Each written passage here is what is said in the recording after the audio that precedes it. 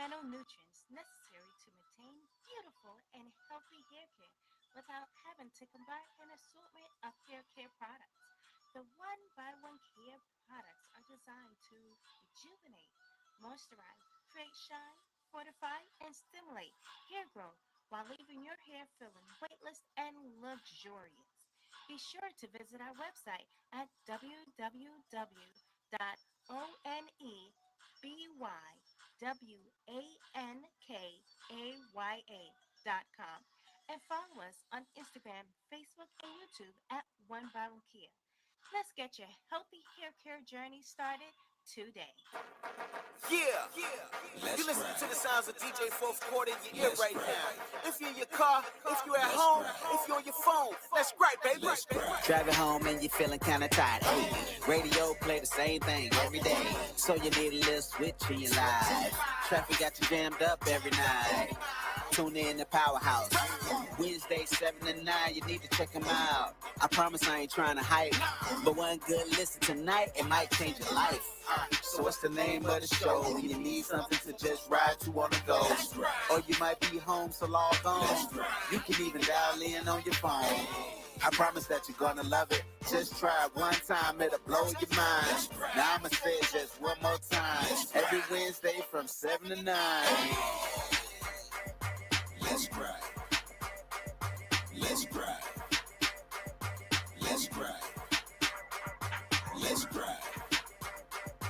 Let's gripe. Let's gripe.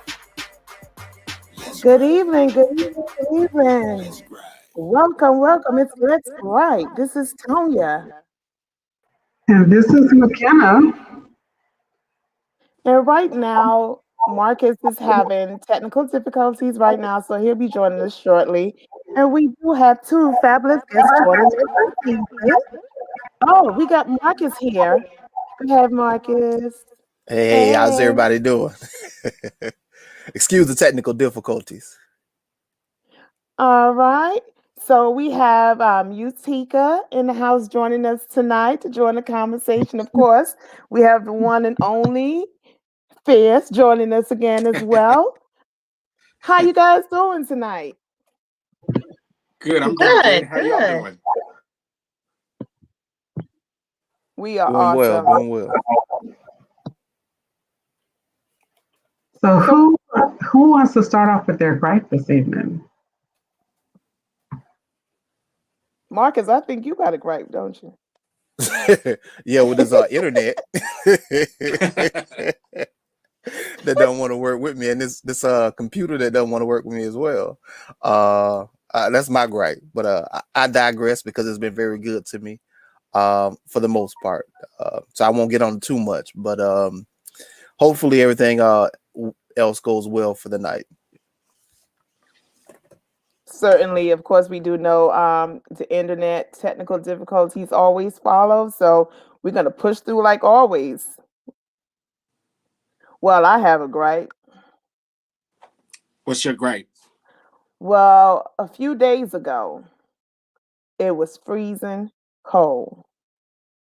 So I don't even look forward to going outside. So I went outside today and I was, how you call it? You know, you have on the puff jacket. That's what I had on. And it felt like spring. And it was That's my 70 gripe. degrees outside. Yes, that's my gripe. The weather. I'm going to counter gripe that and say I love the cold weather. So when I went outside today, I was almost mad. Like, spring is not supposed to be here yet. It's supposed to be cold still. That's my counter gripe. Counter gripe. Okay. So I will tag onto your counter gripe and say that I was looking at the tree today and it looked like it was about to bloom. I was like, wait, is it budding already? I said, are you sure you don't want to hold out for a few more weeks? Because we know what happens when those trees start to bloom and bud, that the allergy season is right around the corner. So although I was happy for this faux spring day that we had today, I'm not looking forward to that allergy season that's right around the corner. So yeah, I feel you. Well, what about you, Utica? Do you have a gripe? Well, when I was working today, there's lots of trees, and the birds, I guess they're migrating, and they're just so loud. And I mean, it's like the windows are closed, the doors are closed, but I can still hear them inside the house. So I just need them to be a little bit more quieter, or maybe travel in smaller packs or something. I don't know. How dare Mother Nature? Yeah, I was gonna say, let me get Mother Nature's supervisor on the phone. Or something, right? You need to escalate that call. Exactly. They need to be more respectful of your workspace. Listen, don't they know I'm at home now? Right, right, They didn't get the memo. Like, don't they know right. you're at home? Goodness gracious, how dare they? So I do have one other little small gripe. So of course, in this remote environment, you notice things that you didn't notice before. So today, one of the neighbors just had an unusual amount of traffic. Like it seemed like every 2 hours there were cars pulling up, and they were only staying for a few minutes, and then they were leaving. And I was like, is something? Did the person die? Did something happen? Is this like a 5 minute check in where, I mean, all these cars, and I was like, we don't have these many cars in the neighborhood. So I was really kind of alarmed, a little concerned and curious at the same time. Like, in a previous life, maybe somebody, not me, somebody would have gone to knock on the door. Like in TV land where you have that neighbor that would have gone outside and been like, don't worry, I'll go investigate that situation. So I say in a previous life, like not me personally, but I'm sure there would have been a neighbor that would have been able to go and knock on the door and find out what happened and then report back to everybody else. But that doesn't really happen in the same way that it did even in my childhood, like growing up in my grandmother's neighborhood, somebody would have done that. Mrs. Essie down the street, she would have been eyewitness news, and Mrs. Essie would have gone down. She would have investigated the situation, and she actually would have come back by unannounced and knocked on the door and sat on the couch because nobody really announced that they were coming, and people would just show up, and so we would have known what happened. So yeah, that's my gripe. That's my gripe today. That sometimes information doesn't flow the way that it used to, and sometimes you do wish you still had that neighborhood watch that somebody would just walk over there, find out what happened, come back and report it. We could talk about it for the rest of the afternoon and then follow up on it tomorrow. So yeah, I still want to know what happened over there at that house today. But Also known as nosy neighbors. just Mrs. Roper. But if you think about it, we do need nosy neighbor, but now everyone is like, I'm not getting in anybody's business. I'm staying And out that's of people's business. and I was just gonna say what happened to that because I definitely grew. I mean, Tonya, in Brooklyn, if you grew up on the block, everybody was in everybody's business. But now it's like, I mean, and my neighbors are the same way. I don't, and it's not that I don't want to be and know them, but it just feels like everybody's so hypersensitive to, don't come, don't knock on my door, don't try to figure. I don't know. I think we need to, as a community. I mean, I'm okay with getting back to that because somebody's kicking my door and I want somebody to know what's going on and call the police and feel comfortable calling the police and not feel like I'm going to be mad at them because they called the police because they saw something going on. But that's how we feel.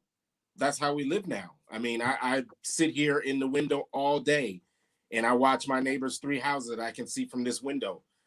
And if I see something that doesn't look too strange, I'm like, I don't know that I want to get involved I mean, now because you can't really go to your neighbor's house without a phone call first. How dare you show up uninvited? yeah, and that's So right. how do you think they're going to take that? You want people, yeah, you probably still have nosy neighbors, but they're not going to say anything because Right. you didn't invite them over. And they probably don't have your phone number either. And you may not even know who they are. Well, good point there because before growing up, like you said, and so in up north, like your neighbors, if you lived in an apartment building or even if you lived in houses on that block, they knew your mother. And trust me, they saw you doing something. When they see your mother or your parents, your father, they're going to tell. Listen, Now people move in, they don't even want and you you to don't know look at them. them. And it's like they don't want to get to know you and things like that. Yep. So it's like, okay, I don't see anything, and when you hear about breaking, sometimes you hear people say they didn't hear anything. What do you mean you didn't hear anything? So yeah, sometimes nosiness can be what? Helpful. It could be good. And speaking about nosiness, that's what happened with two sanitation drivers in, was it Louisiana? You know, It was. Yeah, I saw yes, a that. 10-year-old was kidnapped from Mhm. a family's home, and it was a sex offender who had her Mm. parked in And a what? lot, and they was like, wait a minute, why is that car there? So they was like, something is not right. They didn't even know what was going on, but they blocked the car, the car in, and called 911. They saved the 10-year-old from what could have Damn. been Wow. worse. Something could have been, it just, we don't know, so they haven't released all the details.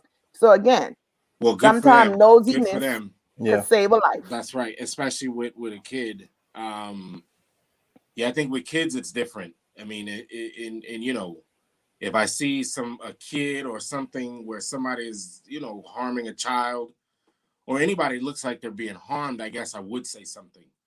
Um, like right now, there's a car pulling in front of my neighbor's driveway. I don't know who this is. But anyway, I'm not gonna call the police. I'm talking to y'all. And now that I'm looking, I see it's just Uber Eats. Okay, so never mind. Carry on. But yeah, Well, it's amazing, It was Antoine. looking real sketchy there for a minute. Yeah, it's amazing how much we notice now being at home or Yeah. working in these remote locations. Like now, the school buses come. I don't have any minor children, but I'm looking for this one child that's not mine. Like this is not my child. But every day about the same time, I see this young man. He's probably 11 or 12. Get off the bus. So today I was like, that bus should be coming. Oh, there he is. Not my child. He's not even mine. But he got off the bus. He looked like he had all his things out. I was like, does he have his backpack and his headphones on? Okay, yeah, he's good. All right, but so there is a benefit to having that neighborhood and that community. And so, in the society that we live in, um, some of that is missing and some of that is helpful and useful, and helps us feel protected and safe. But on the other hand, like Utika was saying, we don't know our neighbors. They don't have our phone number. We don't have theirs. When I come home, maybe I'll look to see if the cars next door and over in the other house are the same three cars that should be there, and maybe I won't even notice. And that's just the reality that we live in. I do remember maybe about 2 months ago, the neighbor knocked on my door, and I was like, why? Why is the neighbor knocking on my door? Like this is not what we do. I don't know. I don't even know your name. Um, and so she came over actually looking for some mail. Now I'm one of those people that checks the mailbox about once a week to every 10 days. Growing up, that was a big deal. Like, go check the mail. Like, that was how people stayed in contact. Like, mail was really an important piece of the events for the day, going through the mail. So it's not for me. It can sit on the counter, and I'll get to it eventually. Bills, we pay those every month, so you don't really have to look for those. You're just going to pay them at the same time every month. But she was like, I'm missing my something bill or something. I was like, I'll look for that and I'll check on that for you. So lo and behold, I've had it for probably 10 days. Oh, my light's going out. And so I walked it back over to her, and she was like, I apologize that it went to the wrong address and blah, blah, blah. I said, it's fine. I didn't even know her name was Jasmine. Had no idea. I was like, let me see what the letter. Her name is Jasmine. So I got to meet my neighbor named Jasmine because of a mail situation. But yeah. So, But how did we get there? How did we get there? How did we, as a society, how did we get so removed from each other like that? It's just, it's crazy. It's crazy. So yeah, I hear you. I think with social media, being able to see how things transpire, you had the guy who pulled up into the gentleman's yard and he called the police or he killed them or something. I think it incited fear in others to just show up at someone's home. So, you just cut it out to prevent all of those things from happening. Yeah. And so it just triggered, it started a chain effect like, no, we're not going there. No, I don't see anything. I don't want to be involved. And it's And not it's not wanting to be involved, and I get yeah, it because it's you get involved in the wrong thing, yeah, and Well, also you're not. at home. That's where your family is. right. Now your whole family's involved in something because I don't know. It's a double-edged sword. I get it on the one hand because I'm guilty of it, but I often look around my neighborhood and I often wonder, like, it would be good to know, at least on a first name basis, to know my neighbors, to know the Mhm. people that are around me. Because, if they leave their garage door open, I want to be able to pick up the phone and say, hey, your garage door is open. Or if I see one of their kids doing something they shouldn't be doing, I want to be able to call and say, hey, I saw your son out here, just like the old lady who lived across the street from me used to do to me when I cut school and I figured out I couldn't go home when I cut school now. I got to go somewhere else. But the same thing used to happen to me.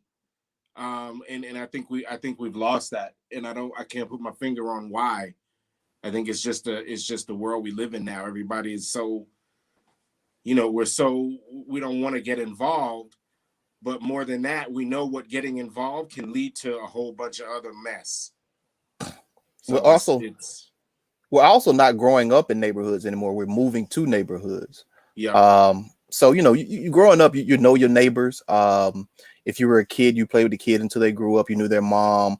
People down the street, you knew them because you played with their kids or something like that, and y'all right, grew up. right, And the kids played together as adults, so you knew them, and so y'all knew each other. But now, people are moving probably every 3 to 5 years or something yeah, like that. So we're not growing up in neighborhoods anymore. We aren't staying put, at least around in the same area. We can move all across town, 30, 45 minutes away from where we live. We don't know nobody there. yeah, Um, and as us, of course, a little bit deeper, us as black folk, we have this distrust, especially with people we don't know. We have this thing where we're, I don't know, even if don't matter what kind of neighborhood it is. For instance, we have people who are of lighter skin tone who sometimes you walk past their house and their blinds are open and you can see all the way inside of their house.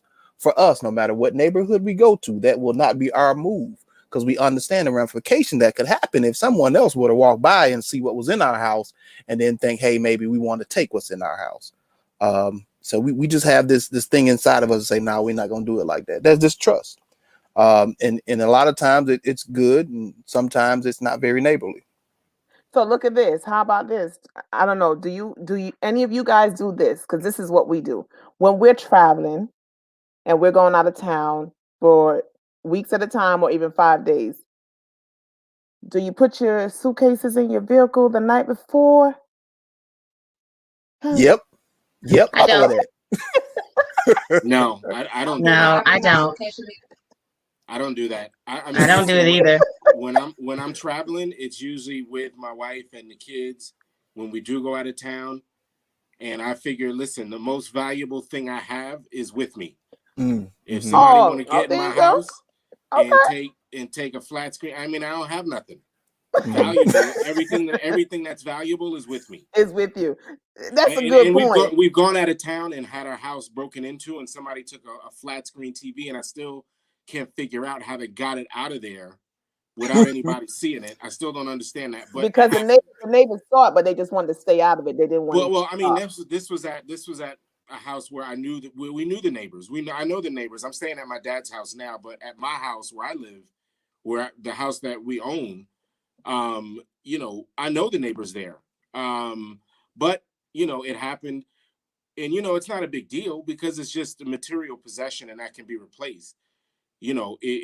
So no. To answer your question, I don't listen when we Well, go out we of do it. town. We do it. When we go out of town, listen, everybody, if we're all going, hey, y'all could break in and steal the cat, steal the TV, steal a laptop computer. I think they stole my laptop computer then too. But I mean, all of that stuff is replaceable.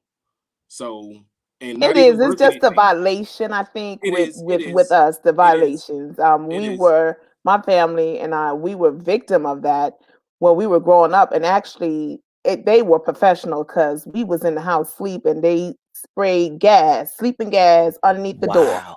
Are you And serious? yes, my mom, my stepdad, my grandmother, us children, and they stole everything from around us while we were asleep. Wow. They was, Wow. and once that happened to you, yeah, you would do what I do. I mean, even Yeah. when going, you be hiding, tucking away the jewelries, even the laptop, you can't find it just by, in eyesight. And when you are victimized like that, so a lot of times you do that. So maybe I'm a little more that precautious when stuff like that. But yeah, so a lot of times it is good to kind of know your surrounding, and you don't have to be buddies and go to each other's house and eat and drink, but just to say hi and just look at anything. Some people, a neighbor down the street, he was actually cutting his grass and he had a heart attack. But a neighbor noticing something was wrong and was able to, he did end up passing, but was able to try to go to his aid. So again, someone not paying attention, like, oh, he must be drunk because I ain't gonna say nothing, then things could be a little different. So it all depends on what the situation is anyway. So yeah, so I mean, it leads up to all that nosy neighbors and good neighbors. It all plays a factor in good deeds being taken care of. So today is what? February what? 10th? February the 10th. What we got going on? What we got going on? Well, first of all, I want to get a shout out. I believe it's Aquarius season. And the only reason I'm shouting Aquarius is out because I know too many of y'all. It's like every time I turn around, it's like happy birthday. I mean, close friends. So shout out to all Aquarius out there. Y'all good people with me. All right, so we're gonna talk about it is February 10th. We're gonna talk about a day in Black history. So on this day, February 10th in 1964, after 12 days of debate and the voting of 125 amendments, the U.S. House of Representatives passed the Civil Rights Act of 1964, which was huge. Wow. Huge. On today, 1964. Wow. And the vote was cast 290 to 130. So there was 130. There was 130 people out there that said we don't need civil rights. We like it the way we like it. We like it just like it is. Oh wow. We want to keep America great. Yeah. Absolutely. Basically. And there's probably still 130 people that think that way. Probably so. Or two. Wow. But that just goes to show that, some people say that we should leave. I read an article, and the end of the article said, if we left things the way that they were, we'd still be ... So in slavery, or we still wouldn't have the right to vote, or we still wouldn't have property rights. So it does speak to the fact that you still have to keep pushing for the things that are important to you, even if you don't see it manifest right away, because change is slow. Sometimes it's very slow, but change does happen. And so that's a great reminder of, being in a position to speak up about things that you see that are wrong, and fighting for civil justice and speaking out against injustices. So thank you for that tidbit. I had a question. Does anybody, I mean, I don't know. We don't really recognize this day very much. I don't think. Like, we recognize a lot of things in our history, but this day, like, I had no idea what the actual date was. Of course, we know the act was passed, but there's like every year there's no, at least in my lifetime, there's really no acknowledgement of this day. Does anybody know why? Well, you know what? That's a good question. It's because it's unpopular. I mean, among Black people. I mean, yeah, it should be recognized, or perhaps it should be recognized. But I mean, it's like Juneteenth. It's like so many other days, where we've had significant accomplishments, in the movement towards equity. But I mean, it's we still have so many days and so many things to create, and so many accomplishments that we have to accomplish. But no, to answer your question, no, I don't know why. Yeah, I just thought that was interesting. Like, especially throughout my lifetime, I've just never really, and it's interesting too that it's during Black History Month, Right. too, and you just really don't talk about it or even acknowledge that it existed on this day. I know that, like, when it was signed, it still was not like, hey, everything is changed. You know what I mean? But right. It was a sign of progress, however small or large you think the sign is. it was a sign of progress, a small or big victory, like I said, whichever way you want to look at it, for what people were trying to accomplish in, during the 50s, late 50s, early 60s. So, and well, throughout their lifetimes, fighting for some type of equality and rights. So just wondering. I think that, if you look at the history of what we are taught in general, we don't learn a lot about the real truths and the roots of our Black history. So, because it's easier to just forget it kind of happened, you know what I mean? Like, it's easier to teach European history versus Black history. There's so many ugly truths to Black history. And it's unfortunate that that's kind of what happened. And like Juneteenth being a big day, now that everyone is now more aware of it and have been advised of what it is and how it really represents us, now we're more into that. So I think until it is actually put on the forefront, kind of in the spotlight, like this is what this date really represents for us, I think that we'll start to embrace it more, and it will be kind of highlighted more throughout the rest of our history. We have to teach our children, and they have to teach their children all of these missing pieces of our history, moving forward. Speaking to your point, Utica, there was a thread that I read on the HBCU Alliance. I belong to HBCU Alliance, and somebody posted in there, name a person in your family that was a first, or did something remarkable, in their lifetime that's African American.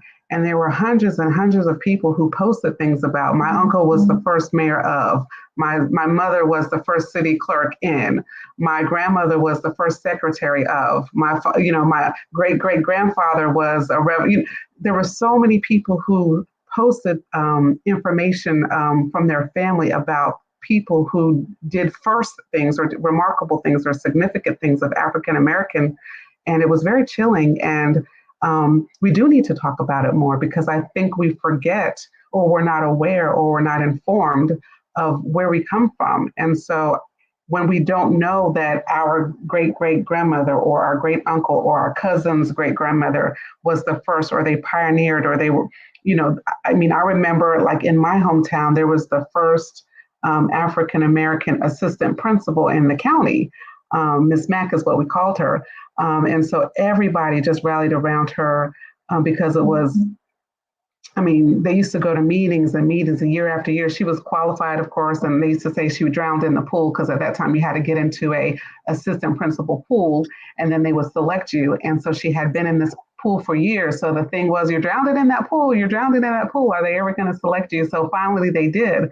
But I just say that to say that we have to make it important for us to learn and recognize our history, because I think the more we talk about it and the more that we celebrate it, the more passion comes behind it, and the more we realize, hey, we need to be out here doing something. Or yes, I can create, I can develop, I can innovate, I can influence, I can affect change, I can develop resources, I can save resources, I can build wealth, I can share wealth, I can improve myself, I can improve my community. So these conversations, I think we just have to be mindful to have more of, and find ways to read and learn about our history on an ongoing basis. And anytime something happens, see if we can match that with something that has already happened in our history and celebrate it, and find a way to celebrate, Black History 365 days. I totally agree. I totally agree. You're on mute. You were talking, but you were on mute. I'm sorry. I know, like, just to your point about these first, I know in my hometown in Gaffney, South Carolina, this year they have the African American Museum for the city of those first Black, like the city councilman or principal, or those Black people that we can relate to, who were impactful in our town, and who did big things, who really stood up for us. And I think it's just pretty amazing that, someone took the time out to share that information with us and with our kids and with our, our lineage or whatnot, and what that looked like before, to not, there's people successful who look like us, who have been through the trenches, who have, soared above, anything possible. I mean, we've had a Black president, now we have a Black female vice president. So it's important to know that, we can be and we can do anything that we strive to be, that we don't really have those glass ceilings as most people want to put us in, that we're not dumb and we're not lazy. We're go-getters, and our fight looks a little different. But however, that's who we are.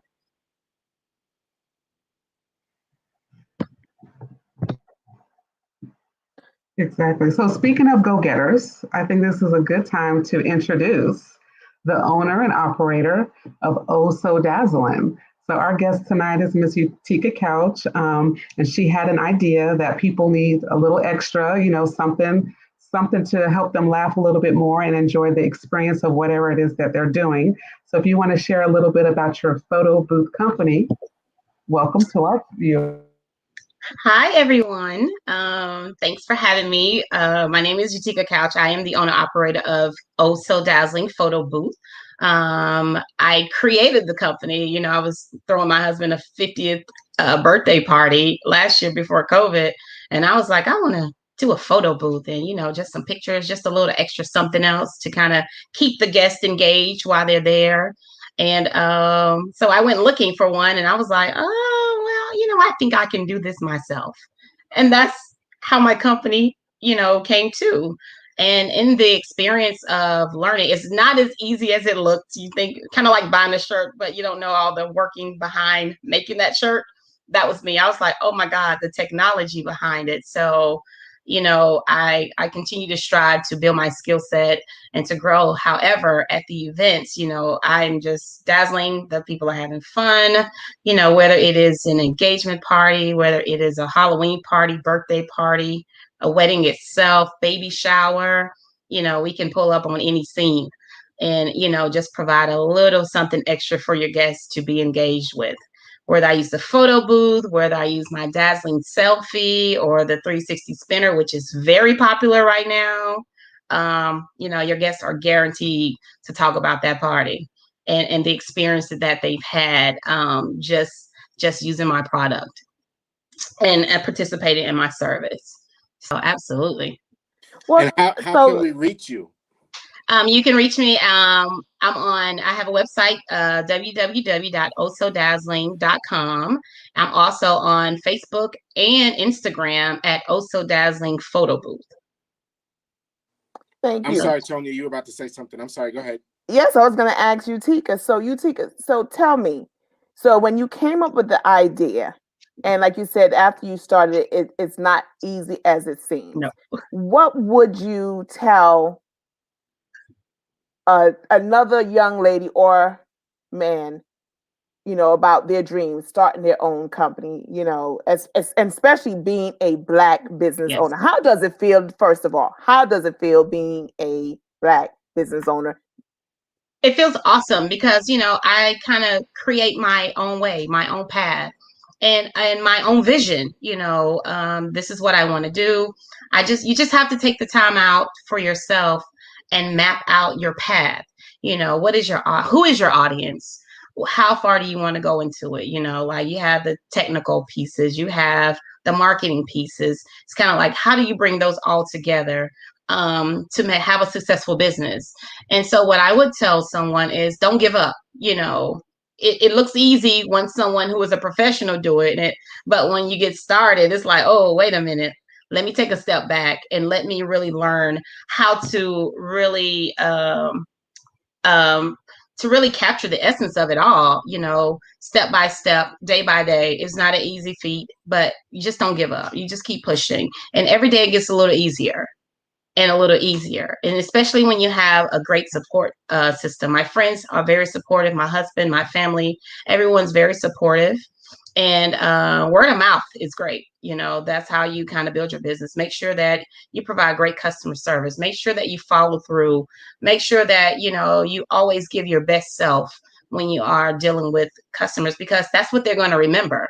What did Maya Angelou say? Is not what you say, it's how you make people feel.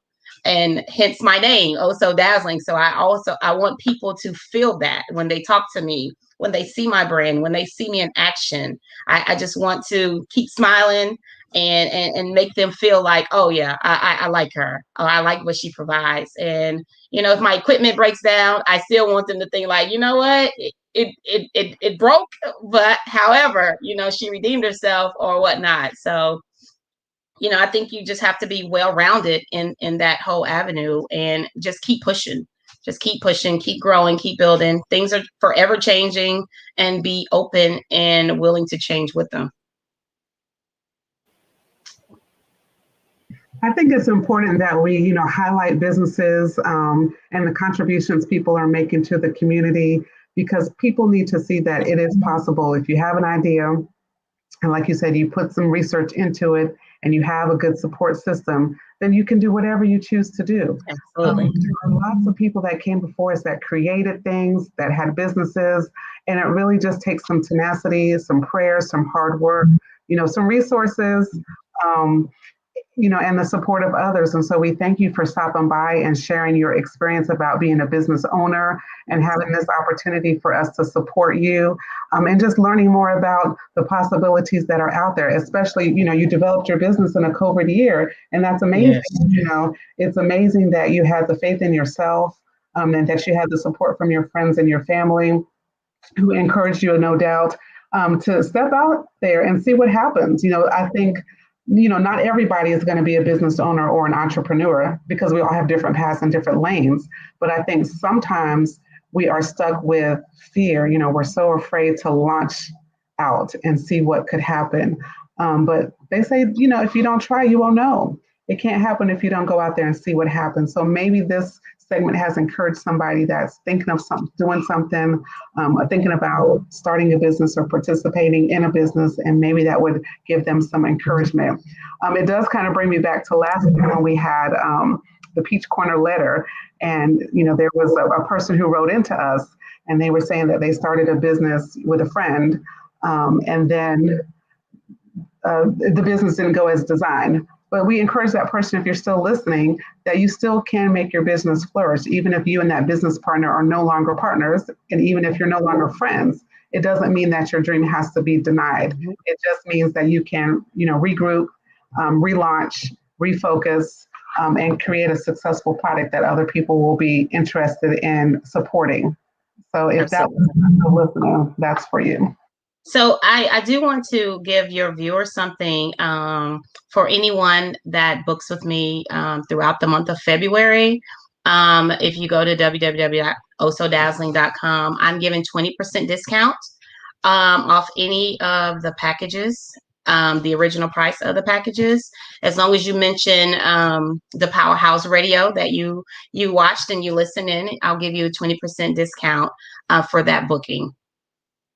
So just my little contribution once again back to the community because I enjoy what I do. They say it's not work if you enjoy doing it. And I really appreciate you guys inviting me to be a part of your platform. And I've enjoyed myself. Oh, well, you can hang out with us for the rest of the evening because, like I said, Okay. at the end of the day, we have to support each other. Absolutely. It's supporting each other what we do.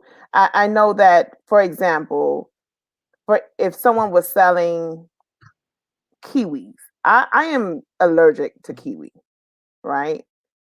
But to support them, I would donate or give it to the next person, pay it forward. Again, it is so important for us to support one another, especially in the Black community. We don't do it enough, and we do need to do that. Support each other. We will go to, Michael Kors and other designers before we go to a Black-owned business to support them. We have Kimberly Chapman. She says, "Congratulations, Utica." Again, we just have to support one another, and you so dazzling photo booth. Basically, you go on the website, you get 20% discount just by mentioning the Powerhouse Radio. And that's just for the month of February. Just for the month of February. So when you're supporting Black people and Black businesses, don't ask for a discount. Don't ask for the hookup. You don't ask Michael Kors and Coach for a hookup. Don't ask Black people for a hookup. Exactly. Just for the month of February. Yes. Just for the month of And February. we only Absolutely. have 28 days Yes. this year. Yes. So, yes, you have 18 more days. That is so awesome. And we do we have a peach corner letter this week, McKenna? Yeah, so we do have a Peach Corner comment. So the comment is kind of tied into what we're talking about, supporting businesses, sort of. So the comment was, let me see if I can find it. It was, why do successful Black people look down on lower income Black people? So that was the comment or the question. So when I thought about that, it's not, I would say that this is not just a Black people problem, that white people look down on lower income white people, Hispanic people look down on lower income Hispanic people, Asian may possibly look down on other lower income Asians. So I wouldn't say that this is just solely specific to Black people or African American people. But to answer the question, and this is just my opinion, there are a few things that happen when you're looking down on other people. First, you're making a judgment about yourself. The judgment that you have about yourself is, I am better than this person for these reasons. So that's one thing that happens when you're looking down. When you're looking down, you're not looking at yourself. Everybody came from a different circumstance, situation, or background. So we do have to be mindful that we don't place judgment on people who are different, whether they have less money than us, whether they wear different types of clothes than us, whether they have different values or religious backgrounds than us. We're not all the same, but we do all have the opportunity to treat each other with dignity and respect. That is something that is very simple. Most of us learned it in our homes, but not everybody did. You know, we did take for granted, you know, even recently with the things that have happened in this country, that we are going to just treat each other with dignity and respect. And we saw plenty of examples that this is not the case. When we look down on other people, that also comes from like our, I will call it our animal side. You know, if we believe that we were evolved from animals, which we don't all believe that, but I would say that as humans, we all have this human side of us that is primitive, that has to be developed and cultured and nurtured and taught and educated. And so when we're not operating from that side of ourselves, then we're able to make judgments about other people. We're able to look down on them. We're able to not take into consideration who they are. But when we look at people through the lens of our spiritual side, and when I say spiritual, I don't necessarily mean religious. I mean that evolved side of ourselves that we have developed, that we operate out of humanness and humanity and kindness and dignity. Then we can look at people as individuals. And we can acknowledge that there are differences. There are people that have less money than us, but we don't have to look down on them. You know, we can find ways to support them. We can find ways to encourage them. Maybe we could just take the time to say, I'm thankful that I've never been hungry. I'm thankful that I've never been homeless. I'm thankful that if I choose to wear this shirt tomorrow, it's just because I feel like wearing it, not because I don't have other shirts to wear. I'm thankful because I actually have 4 pairs of tennis shoes. Maybe this one person only has 1 pair of tennis shoes that they got from somebody else. And so we just have to be mindful. You know, our culture teaches us in this American culture to make assumptions about people. It's just what we do. It also teaches us to stay around people who are similar to us. So if we're all middle class, we just kind of like to be around other middle class people. It's just kind of how we're cultured to socialize. And even like in our education, in our school systems, you may have had a friend that was a little bit disadvantaged or, you know, came from a different background. And you may find yourself being nice to that person when it's just you or them. But then when your other friends come around, you kind of diss that person and you kind of go and hang out with your other friends. So these are things that we kind of learn, you know, growing up. So I think that being nice, being kind one to another, treating people with dignity and respect is something that we have to learn how to do. It's not always something that's innate in everybody. Some people are just nice and genuine and tenderhearted by nature, and other people actually have to practice that skill. Like they actually have to practice smiling and speaking, um, you know, and doing kind acts and holding the door and pushing it in the chair and taking out the trash and wiping off the table. and cleaning up. I mean, just things that are kind one to another. So I think it's an opportunity for us to all check our attitudes, check our beliefs about people, especially in this era of all kinds of things that are happening. Check our attitudes, check our faces. Sometimes people walk in the door and we look at them like, what they got on, like we make that judgment and we're quick to do it. And, we do it out of fun sometimes. We do it out of sarcasm other times, and we do it out of straight judgment sometimes. So just be mindful of how you express that in the context that you do it. Yes, there's always going to be somebody who puts themselves in a position for us to make a comment on in our mind, but we don't always have to say what we think. So let's be mindful to treat others not the way that we would want to be treated, because some of us have low self esteem and don't really treat ourselves well, but let's be mindful to treat others better than we would want to be treated. And I think if we start at better, we might just reach as good as. And so that would be my comment to the person who wrote in on that. I'll take some feedback from them. For me, it takes me back to high school actually. And in the 90s, the big thing and still is to this day are Air Jordans. And if you didn't have a pair of those, you were nobody in the school and everywhere else. Or if you didn't have at the time, it was Tommy Hilfiger, Polo, Ralph Lauren, and you were talked about, made fun of and stuff like that. And I remember I was so excited when I got my Air Jordans, and you feel like you're gonna be at this certain status and stuff like that. And I go and I sit in the hall, I'm probably skipping a class or so, just so somebody could see, that I have these pair of shoes that will put me up in a certain status. And they didn't care. So I'm out here just looking stupid. I probably skipped school that day, didn't show up the first period to go buy these pair of shoes, and nobody cared. So Well, we have a it's comment. Sorry, go ahead. Marcus. We have a comment from Miss Butterfly Beauties. She said we must remain humble in all we do. I Pretty mean, much. always. I think to the question. I mean, just and I'm always, I'm one of those people that always gets stuck in the history of it. I mean, when you look back to civilizations, there have always been classes. There have always been haves and have-nots, and I think that's just a function of humanity, and it's unfortunate. I mean, sometimes, some days I sit and I just think we're doomed because as humans, we're just we live.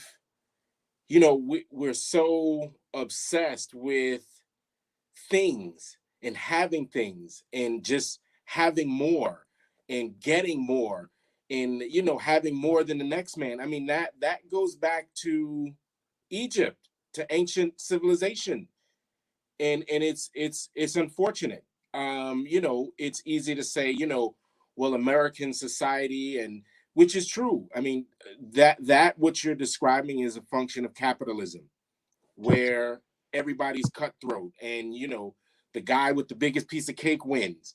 And that is human nature. That is nothing but naked, pure human nature. And it's until we come to grips with that and realize that this concept of money and concept of possessions and concept of ownership, I mean, these are things that are not going to be easily lost. But that is why you have situations where people look down on other people. I mean, you can have a nice house, and when you see somebody in your nice neighborhood and they don't look like they belong, judgment. Is this guy? And we do it. Black people do it among ourselves, just the same way that white people do it to black people. So it's the old adage. No matter how much money you get, if you're in the United States and you're black and you're rich, all of that don't mean nothing when you get pulled over by the police. So I mean, it's a complex. I think it's a really complex issue and complex conversation because there's a lot of parts. But I mean, I think at the base of it, it's really just it's a human condition that it's gonna it's unfortunately, it's probably going to take some kind of huge catastrophe for us to get out of. And to where we start looking at each other as equals and start being kind and caring for each other and being neighborly to each other. But, you know, and I hate to be a doomsday kind of person, but, you know, humans are off. I mean, can you imagine an alien looking down at the earth? They're probably like, we ain't going there. That way. We ain't stopping there. Let's just keep going. You know what? That's such a good one, though. It's really such a good one. Just keep going. But I mean, no, I mean, you know, and the sad thing is that I think deep down, human nature is very good. I think humans are genuinely kind and all of that, but we just have it, we have it cultured out of us, you know, because the culture, human culture is just such a, you know, take, get, keep, you know, hoard.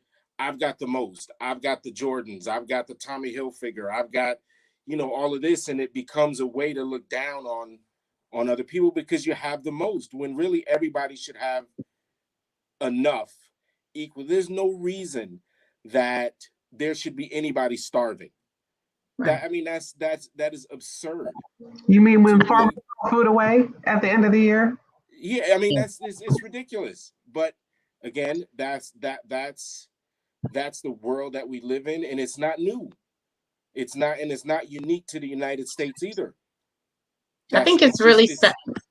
Go ahead. I'm sorry. I was going to say, I think it's really sad that, you know, we categorize people by how much money you have or how much money you think I may or may not have. You know, we can all go to the store and buy something and hang out with this, but, you know, my lights are off at home. And, you know, it's just that perception that I have more than you. I'm going to pretend like this, but over here I'm struggling. And it's such a horrible feat that's what society sees, or we feel like we need to fit in somewhere, or this is what we have to do to be accepted in certain situations or whatnot. But yet, you know, the struggle is real over here, you know, but I want to be a part of this. So instead of going out and working for it and working harder and pushing yourself to greatness or whatever that looks like for you, that I'm just going to play pretend over here and then I'm going to dog them out over there, you know, even though we're in the same boat. It's just really a sad situation that, you know, that's what we are. Just like Antar said, you know, money makes the world go round, but, you know, you got to check yourself. You got to, like you say, you got to check yourself. You got to check your heart. We live in a world where we think that matters and we think that that's important, and we place a lot of value on possession. Yeah. But Antar, look at this though. Everything that you guys said is 100% correct. However, society does it to us. Yeah, but I mean, society is made up of people. Because, okay, for example, society is not a thing that did it to us. But we are society. But and we have to be the change that we want to see in the world. But look at this. I might go to a particular, so I could go to the $10 store and buy a nice sweater. Beautiful. Awesome. I love it. And then I can go to a top of the line store and buy a $400, well, let's say $40 sweater. Beautiful as well. I might get compliment on the $10 sweater more than the $40 sweater. But when I wash that $10 sweater, I can't wear it again. You see what I'm saying? Quality over quantity. I'm just saying, guys, you know, there got to be a devil advocates when it comes to certain things. There's two different things, though, because if you have the ability to purchase the $40 sweater and choose to purchase the $40 sweater, you're doing it because you have the ability, not because you're trying to be better than the person who can only afford the $10 sweater. Because there may have been a time in your life where you could only afford the $10 sweater and you knew not to put it in the washing machine. You're going to hand wash it and hang it up.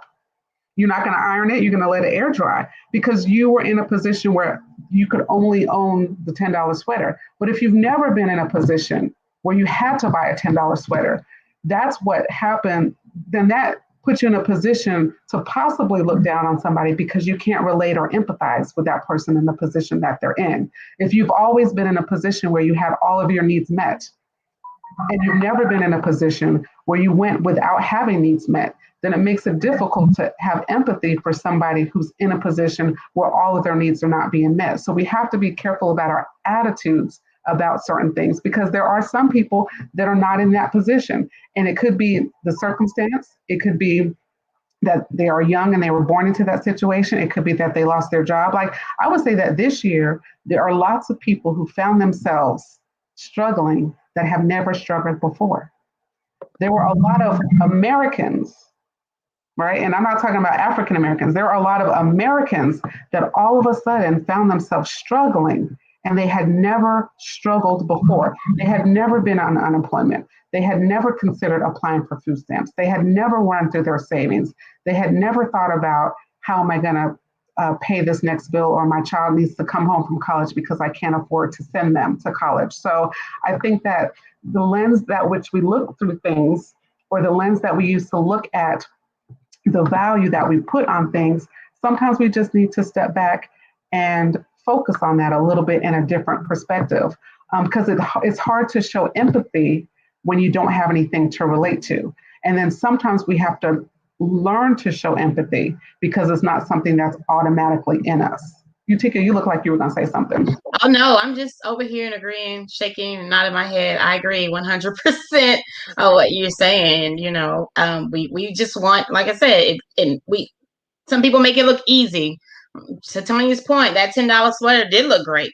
However, how many $10 sweaters you're going to have to buy after you wash them?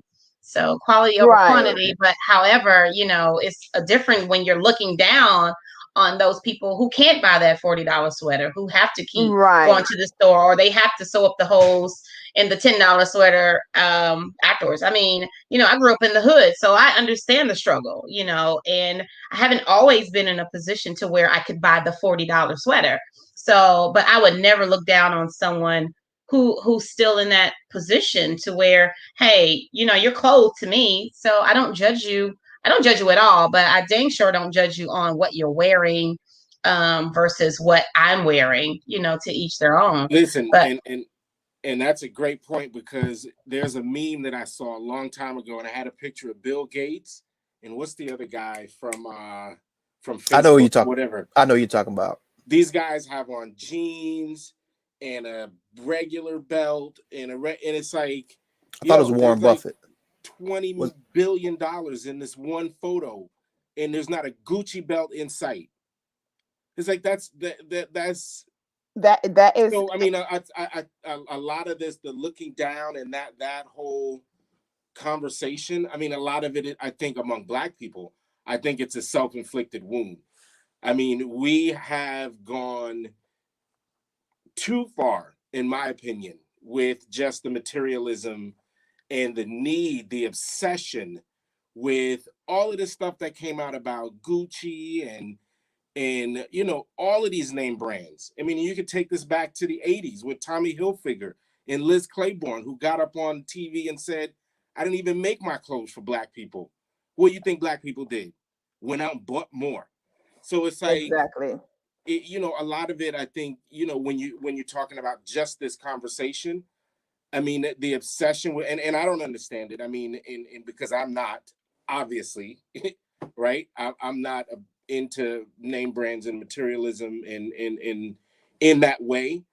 But it's just, a lot of it I think we bring on ourselves because I think just like somebody said, I think it was Utica, you know, just because I've got on the $40 sweater, there's no reason for me to look down on you because you don't have one, because that's really irrelevant.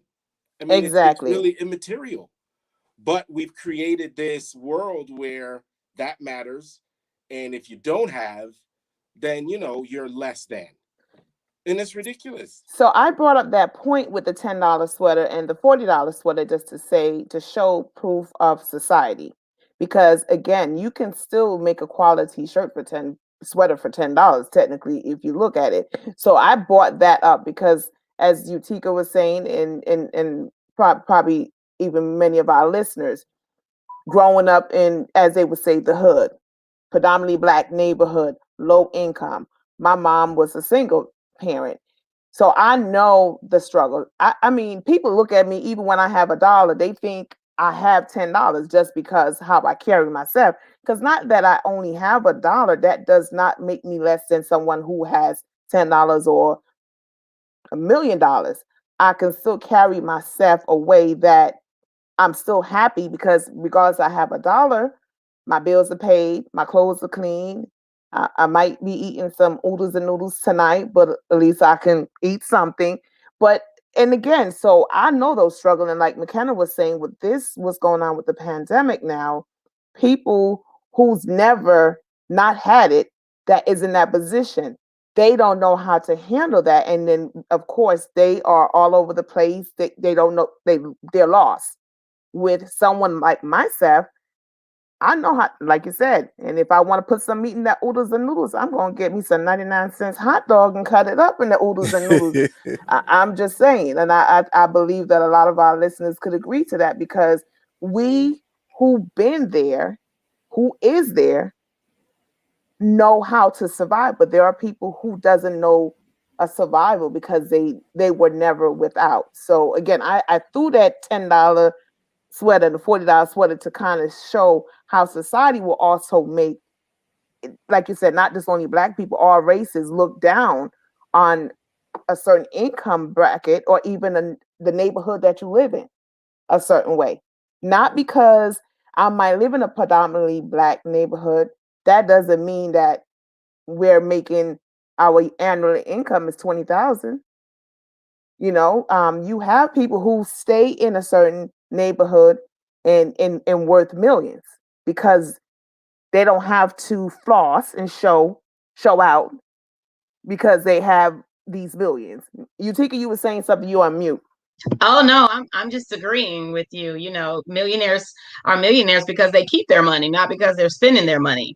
And so, you know, I think, like you say, once again, we get caught up in how society sees us and views us, and especially now with social media being so prevalent and right at your fingertips, at the kids' fingertips. You know, I want this, I want to look like this. What do you want for Christmas? Oh, I want Gucci. You're 5 years old. So, you know, it's really kind of crazy how we have transitioned to that versus, you know, did you ever ask your mom, like, your mom works 2 jobs, she's a single parent, and this is what I can afford for you. And so, you know, it's really sad that, you know, I think we really need to teach our children, or, you know, even ourselves, sometimes we need to double back and teach humility, and we need to be thankful for the things that we have and the things that we can afford, so it doesn't break the bank and that we can continue to eat more than oodles and noodles and hot dogs.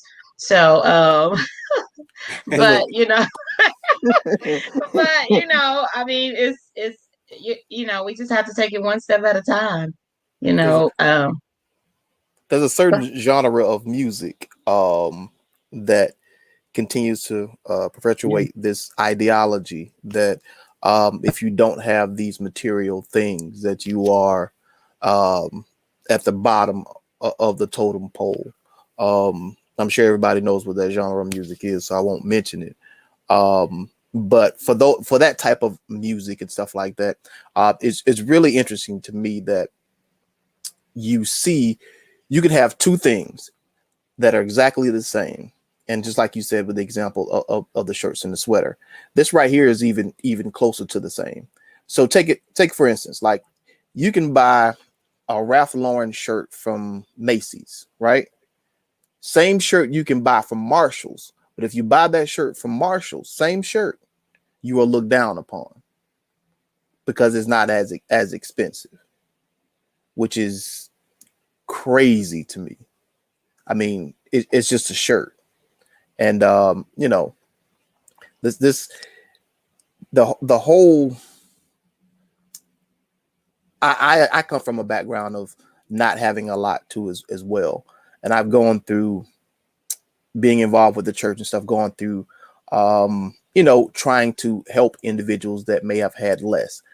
And what I try to get them to understand is when they look on me, maybe it's the way I carry myself, but they believe that financially and otherwise, I'm up here, and I'm telling, hey, from an old, Outcast lyric, we in the same boat. You know what I mean? We like neck to neck, because I'm struggling just like you struggling trying to make it. But I'm just trying to make the right decisions in my life to try to be able to better financially position myself and my family. And to be able to kind of listen, hey, look, and to be able to help the next person. Hey, look, I can help you out financially here and there, $5, $10 here and there. But what I really want to do is be able to get you into the mindset to be able to say, hey, there's some things I can do to help my situation out. It may not be overnight. It may not be tomorrow, but it's some things that you can do going forward. I mentioned that because on social media, there was this big thing about businesses. If someone were to ask you like, hey, how did you start your business? And the business owner may say, hey, look, why don't you go research it and do all this other stuff? But hey, if I can help you out, just to say this words to encourage you, tell you, even if you're going to research it, I could tell you the right places to go look, whatever that is, to be able to help that person. But I think that's a dynamic to kind of help people out going forward. Business owner. Yeah, I want to the hip hop part, and I really want to. I gotta come back to that because I'm a hip hop historian. I have a youth development program, and we use hip hop as a means of engagement for young people and helping them mind their creativity and all of that. But I did want to just say that I agree. I mean, I think hip hop has done a lot in the Black community to perpetuate materialism, to perpetuate misogyny, to perpetuate violence. But what you have to understand with that is that there's a reason why certain hip hop is allowed to let that happen. And that's not how hip hop began. So I think it's important to understand that. And I agree 100% because I have kids who are that age that listen to the music that they listen to now. And while we have to embrace today's hip hop in order to reach young people, at least in the program that I work with, today's hip hop is not our hip hop. It's not the hip hop that we grew up on. It's not the hip hop that I used to break dance to on the cardboard out on the sidewalk back in 1983. But there's a reason why the hip hop that you hear today was allowed to be the hip hop that you hear today all over the radio. It's because it's making record executives and record companies and media outlets. It's because it's they can commodify it. So the hip hop, that's a whole nother show. But I agree with you, and it's unfortunate and it's sad that that's the hip hop that the world knows, and they don't know the birth of hip hop, which was not that, which was really community based, which was really something very special, and it's been perverted into something that's not as special. So I have a question. We started out talking about being neighborly and minding our own business. Do we do that same thing when it comes to, when we see or observe somebody judging or looking down on somebody else? There was a time where correction was swift and it was quick, and somebody would be, don't judge that person, or, don't say that about this person. Like, we would get that immediate instruction about how to change our thinking. Do we do that today, or do we co-sign the judgment? Like, have we cultured ourselves, to use Antar's words, into just going along with things that are inappropriate? And I say that also reading another little article about something that happened with Nene Leakes, and I don't really watch that show very often, but apparently her whole team dropped her. So I guess her lawyer and her publicist and her, I don't know, whoever her team was, apparently everybody dropped her. And so some people were commenting that, well, she's a hot mess. She's messy. She acts out, and so they deserve to drop her.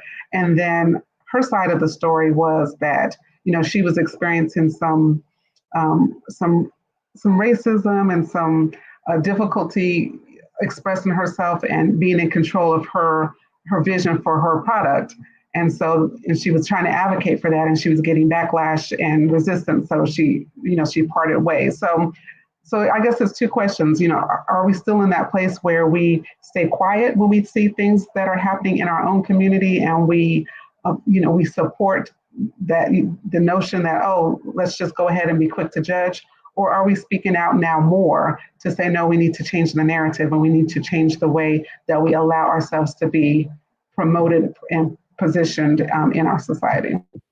Well, basically, right, I'll go first on that real quick.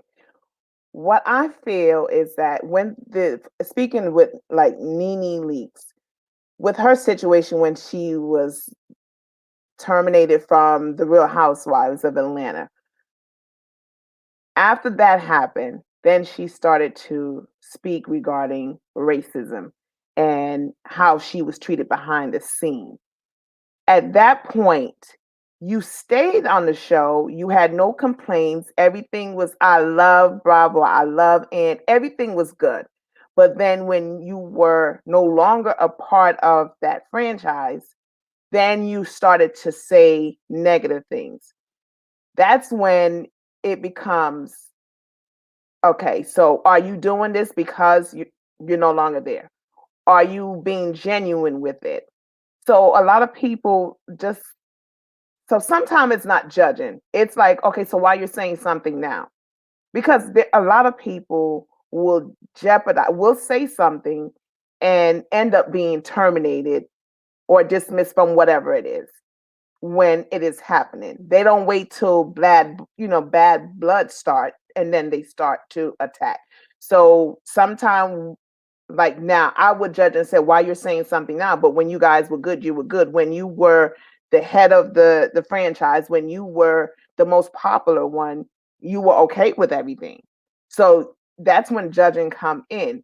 But then when someone, while it's going on and it's being done to them, and they say something, they're also judged. Why are you saying something? Why won't you just let it be? Or maybe it's in your head. So yeah, we tend to judge because it's how sometimes people come out with certain things and make certain accusation. Utika, I know you wanted to say something. I was just gonna say, especially with Nene, you have to think about.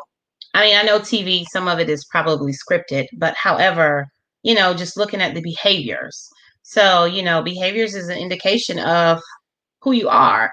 So if your behavior is always kind of catty, kind of unwanted, you have to take into consideration what that looks like. And to your point, Tonya, like you were saying, now that you're no longer the highlight of the show, you're not the spotlight anymore.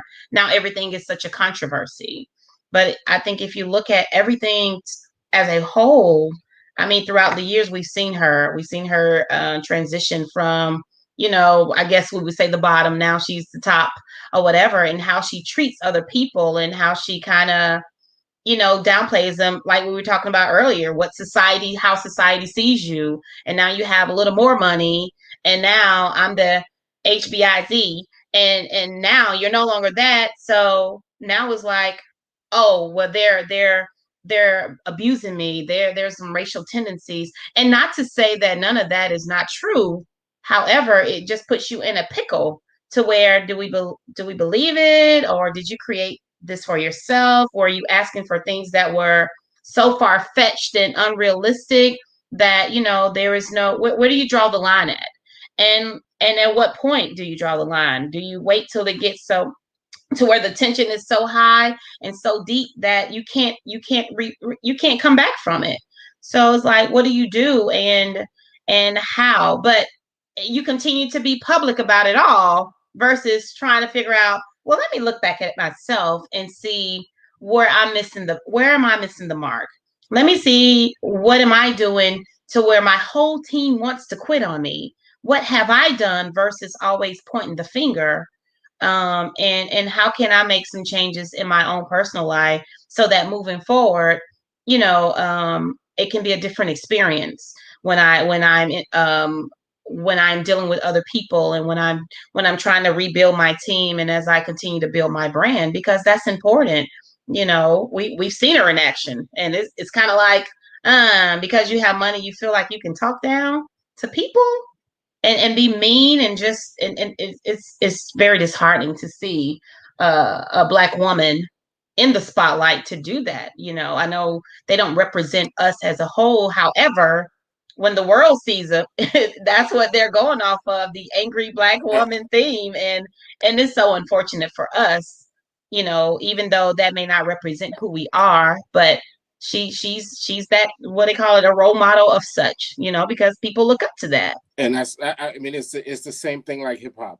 It's those shows are no different. It's sensationalism. It really perpetuates the foolishness. Because you said Nene Leakes, I didn't even know who you were talking about until somebody said, what's the name of the show? I don't even know the name of the show. Real Housewives of Atlanta. Okay, thank you. I'm gonna start doing my homework before I come on this show so I can know all of these people y'all talking about all the time. But I mean, it's do we check that? Do we, when we see people judging in that space, probably not. Because again, that's the entertainment. That's what we like. And that's what we go out for. So it perpetuates itself. And society is Black society. We are society. Society is made up of people. And until we, I think, can say to ourselves and be honest with ourselves and say, look, this is behavior that we have to check. We have to collectively, do better than I'm trying to think of a hip hop artist who's really just obnoxious, and I can't think of any off the top of my head. Kanye West. Big example. I don't know. I don't know if that's the example I wanted to use, Tonya. No, definitely not. That's Future. That's a Future. whole other person. A Future. Okay, let's say Future. I mean, when you listen to the stuff that these guys talk about, it only gets that kind of attention because it's allowed to. That's the stuff that's allowed to be played on the radio, the Nene Leakes and the real hip hop, whatever. That's the stuff that's allowed to be on TV because that's the stuff that is sensational and it's entertaining, and it just perpetuates this whole, this whole culture. But it's society, but we're society. We will allow that kind of stuff to continue as long as we allow it to continue collectively. I mean, and it's not a judgment, obviously, because I like some Future, I like some Drake, and I like all of that. But I also know that I work with children a little bit. I see the effect that it has. I see the effect the Real Housewives have on people and relationships and stuff. And it's like, but it's us. We have to be honest with ourselves, and we allow that. There's nobody doing it to us. Society is not doing it to us because we are society. Society is made up of people. We're the people that make that up, and we allow it. And so yeah, I mean, we can call it out in a real and meaningful way, and I think that's why social media is really, social media is a double-edged sword, because now we don't have to wait until we can do things on our own, and we can have a voice on our own on social media. So I don't know. I think we could call it out, and we could, call out the judgment when we see it, to McKenna's initial question. But will we? Do we want to? And how effective is it if we do? Right. Because the machine is still going to be going. And so unless you do it in a big way, and you have a lot of people who are willing to, make a move like that, then, but I mean, I think what has happened though, I think we are starting to see a lot more, opportunities and options as far as things like entertainment, fashion, music because of social media. So, you know, if you're tuning in to the Real Housewives of Atlanta or the V103s, it's really because you want to. Because there are a lot more choices now, even when you go to streaming TV. I mean, there's a lot more. You don't have to watch NBC, ABC, and TBS anymore. Yeah. There are a lot more And choices, just and a lot more Black people have a lot more content Mhm. on these outlets. but But some of us on the say it flip again. side of that, you have people like Colin Kaepernick that has an adverse reaction. So everything is not all negative or all bad. It's not. There That's there right. there are some situations and experiences that there's a lot of good that comes out of it. You No, know, you're we focus absolutely on right. hip hop and all of those things, but look at Colin Kaepernick.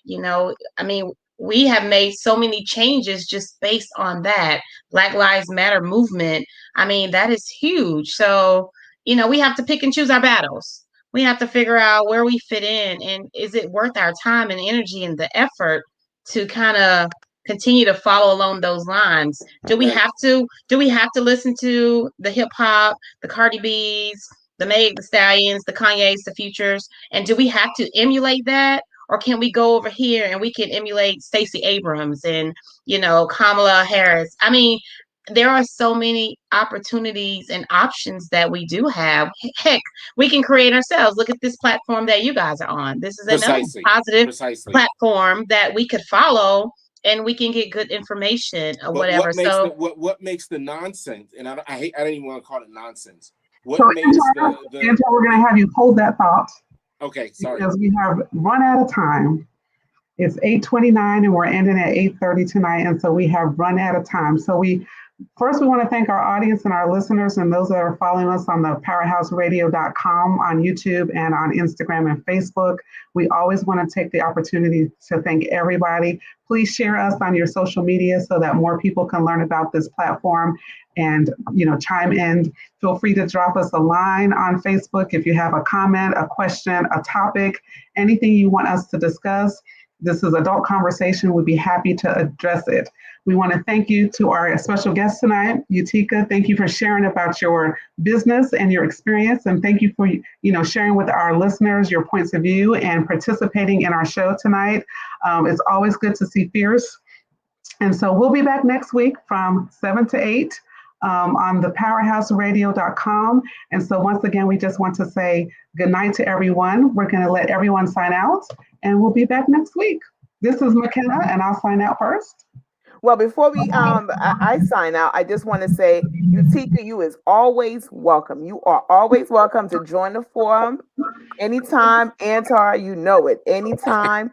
And if you have any black businesses out there and you want to be highlighted for the month of February, send us an email at letsgripe@gmail.com. Also at the Powerhouse Radio at gmail.com. Any questions or comments or concern? And again, remember, Oh So Dazzling Photo Booth is giving you 20% off for the month of February when you purchase online. When you go to get your event, sign up your event online, and you mention the Powerhouse Radio.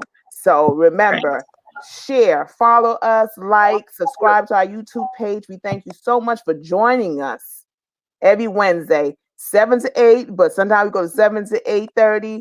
And of course, we might have to change it back to 7 to 9 because we can keep it going. So again, great show, guys. Thank you so much for joining us again tonight. This is Tonya signing out. Peace, everybody. This is Antar signing out. This is Utica signing out. And this is Marcus signing out. Let's gripe. Good night, everybody.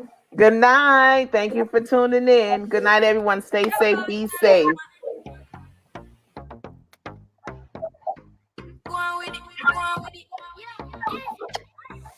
You're in tune to the Powerhouse Radio, linking the world to the Caribbean.